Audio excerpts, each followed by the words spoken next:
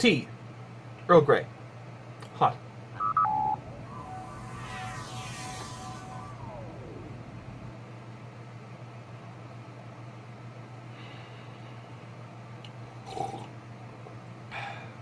Perfect.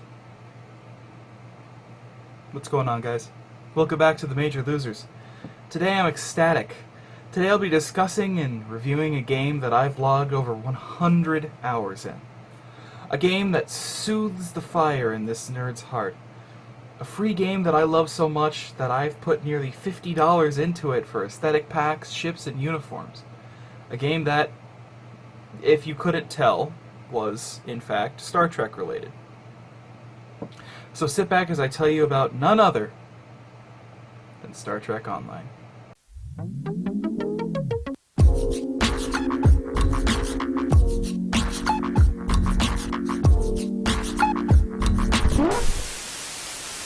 Hello everyone and welcome back to TML. Since I last saw you, the most powerful man in this country got what he most deserved, aka Mixer got shut down and Ninja's back on Twitch. Star Trek Online is an MMORPG, or as I like to call them, Memorpig, based all around the Star Trek series, with its own cast of characters as well as a bunch of Easter egg characters from other shows and multiple seasons worth of content full of missions, or as they call them, episodes. A few of which even pertain to where the shows left off with some of their storylines, which is so incredible. In fact, I won't necessarily cover the plot here. Save the first couple of episodes because there's just so much content with this game. It's constantly being updated and added to. It's amazing. The game is available for PC, PlayStation, and Xbox One, PlayStation 4.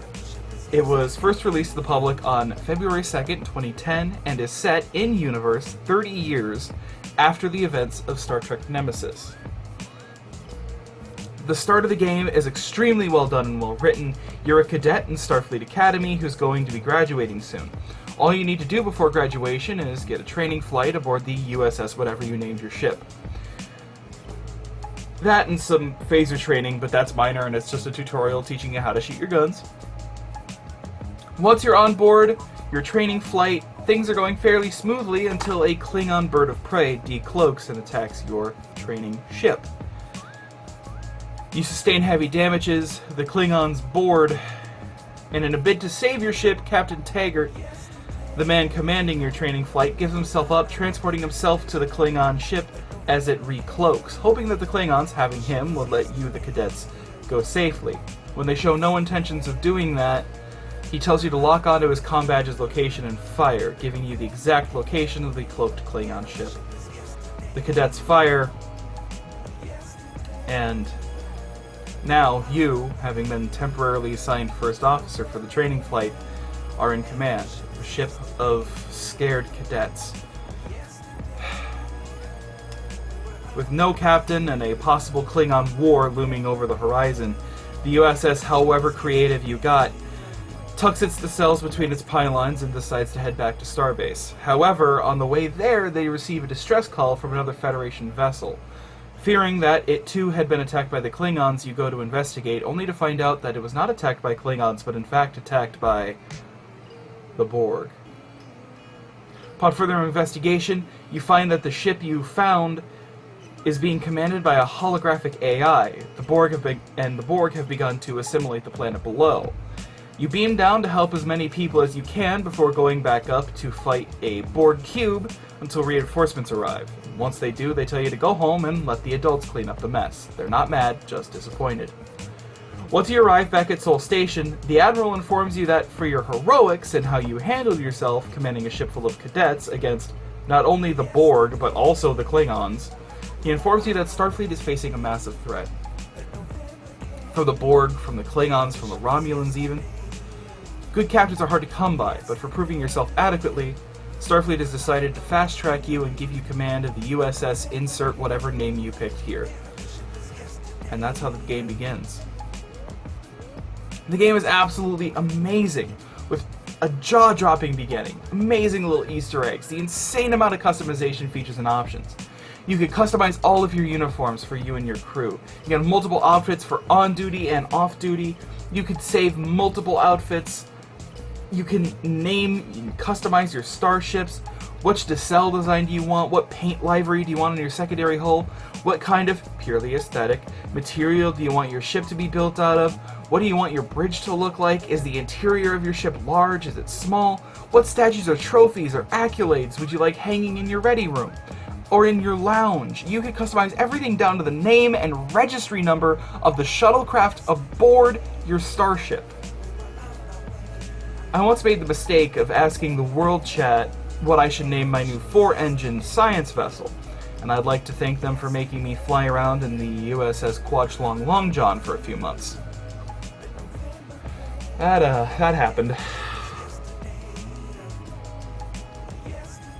The plot lines of the game are incredible, even dealing a bit with the Enterprise C and what happened to it when it went back to the temporal vortex. STO is a passion project of writers who adore the source material and players who do just as much. Point out to me another game where me and my friends can go visit a pleasure planet, kick back, play some Dabo, and then immediately take down a planet-killing super laser that's in orbit. Very funny. It's okay. You can stop kidding the viewers, Sean. I'll do the actual video. It's fine. That was the actual... It's all good. I'll take it from here. Where did you come from? Star Wars The Old Republic is like any MMORPG you will find anywhere. No. So you might be asking, Myles, why is this game any better than Star Trek Online? I'm not. Well, here's the answer to that ignorant question. Oh. First off, it's just better. Like, guys, come on. Star Wars The Old Republic is set in the same world as the films. However, the timeline is what's most interesting. This game was set 300 years after the time of the Knights of the Old Republic games, and about 3,600 years before the time...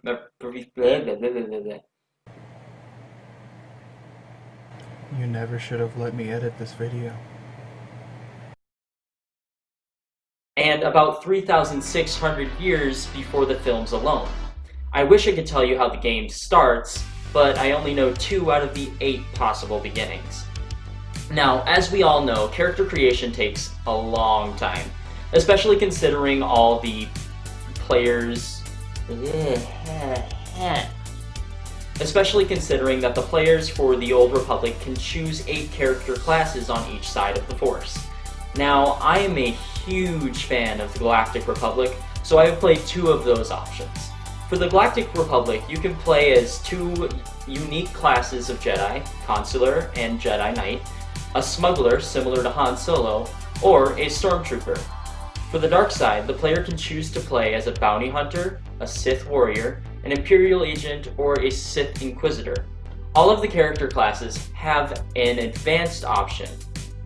However, it doesn't change the storyline for each class, nor does it affect what lightsaber or blaster options you get. However, as the player progresses through the story, they get points either towards the light or dark side of the Force. The way that works is every once in a while, during the cutscenes, the player gets some options on how to respond to a certain scenario.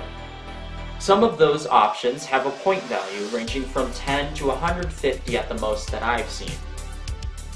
If you start to earn more to one side than the other, some lightsaber colors and items will be restricted from your gameplay. But don't worry, if you want to change that, you can just create another character.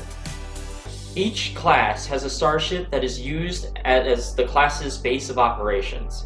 Parts of the ships can be upgraded throughout the game to allow for better performance in space battle. The graphics of this game go from really crappy or subpar to absolutely incredible. Due to my computer being taken over by Darth Sidious, I got the worst end of the deal. But if your computer can do the Kessel run in 14 parsecs, sorry, less than 12. The Major Losers was filmed in front of a live studio audience. Then you should be able to play the game in its high-res glory. Now, the fight graphics can still be, well, in comparison, like Jar Jar Binks. For instance, at the beginning of the Jedi route, there is a rock that breaks open, and the animation isn't the greatest. However, the cinematics and the camera angles and also the music make up for where the graphics drop the precious cargo, and really bring you into the game almost as if it were a new movie in the series. But this time, you decide how the story ends. The Old Republic is overall a great game with a complex story, great cinema feel, and a lot of character options and side quests for expansive gameplay. And the creators of the game are constantly coming out with more and more content to play and mess around with. So when it finally comes down to it, that's why Star Wars is way better than stupid old Star Trek. What did you just say? Star Wars is better than Star Trek? I mean, come on, Sean, it's like obvious. It's obviously false. What do you mean obviously false? I mean, come on. What kind of creature is Chewbacca? Chewbacca's like the fluffiest monster I've ever seen, and I love him. Yeah, a tribble. Tribble. One word. Tribble. Yeah, and your point? My point is, Star Trek is for people who can actually understand plot lines and don't need space lasers. Space lasers? What about your fucking phasers, stupid? A phaser is not a space laser. A phaser Oh yeah, is different. let's discuss the schematics of your your really? blasters. Oh really? Proton torpedoes?